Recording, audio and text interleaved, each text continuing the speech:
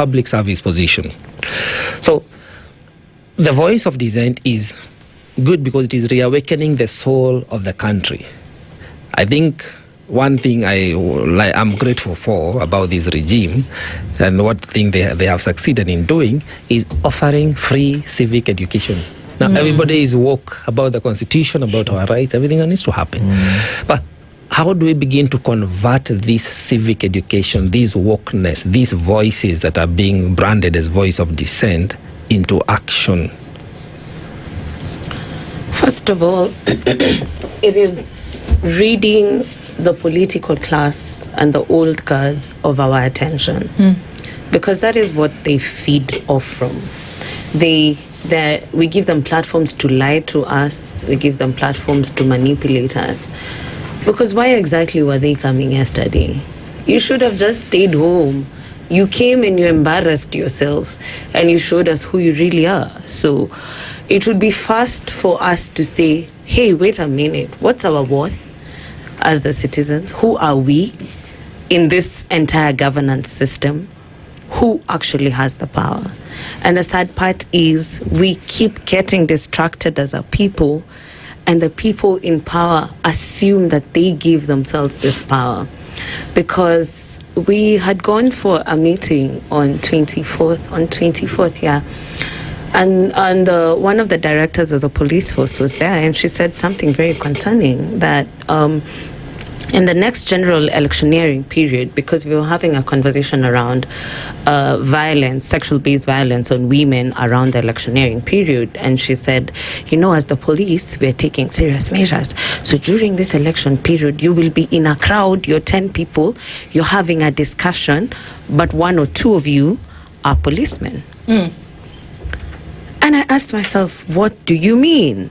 So you have infiltrated the citizenry so much that amongst us, we don't even know who are police and who are not. It is important to note the NIS does not have a database of who works for them. The NIS does not even have an oversight board on who actually oversights the NIS. So what we are seeing now, a whole president tweeting about a media house, because a media house keeps showing the public that, hey, we're being played. We're pawns in a chess game. Hey, wake up. You're sleeping too much. They're playing with your minds. And he doesn't want that. Yesterday, media people were being tear gassed. They were being beaten. One was seen actually being stepped on their private parts by a policeman. What are they trying to show? That the fourth estate, the one that actually is the fourth in the governance system and deserves its freedom, guaranteed by the Constitution, is actually being suppressed. You're coming for social media, you're coming for traditional media. Who are we left with? So my question is, what does this government presume of the citizenry? Do they think we are fools? Do they think we did not go to school? Do they think we cannot see how they're manipulating the Constitution using supplementary budgets and use of Article 223 to rob us using supplementary budgets? They don't think we are seeing how they're taxing, like as a company, if you have money in your account, they're calling it unclaimed profits. Apparently, if you do not give it out as dividends, they're calling it unclaimed profits.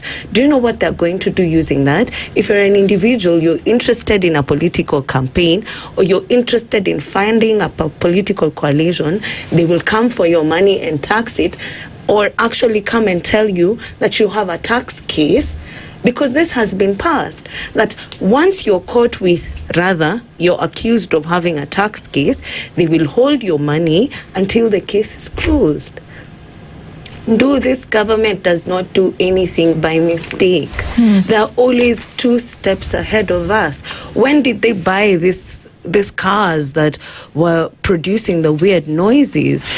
But there was You've not seen them before, cyber security on date 23. There was the communication from Parliament that they have approved a cyber security center to be built in Kenya. And last month we saw Murkomen and DIG Lagat in New York being taught how the Americans are doing surveillance. But I'm asking myself, you want to surveil us like a first world country, but you do not want to give us a police system similar to that of the first world countries. The police in those first world countries work with body cams. They never close their faces. They're never policing plain clothes. The police have badges with their names on them. So you want to surveil us like a first world country, but you do not want to give us the protection and the observance of the rule of law like a first world country.